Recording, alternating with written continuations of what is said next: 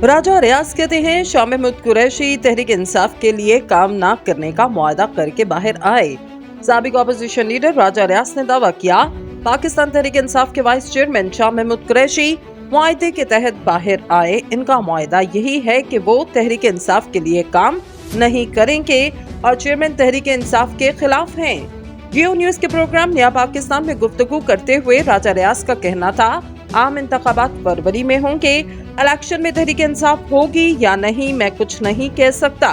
शाह महमूद कुरैशी की तनकीद पर कहा, कुरैशी साहब तहरीक इंसाफ के लिए काम न करने का मुआहदा करके बाहर आए।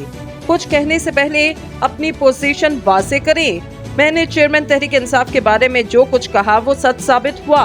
अंदर की कहानी बताते हुए राजा रियाज का कहना था, इसहाक डार और शाहिद खाकान अब्बासी के नाम बतौर निगरान वज़ीर आज़म ज़ेरे गौर नहीं आए।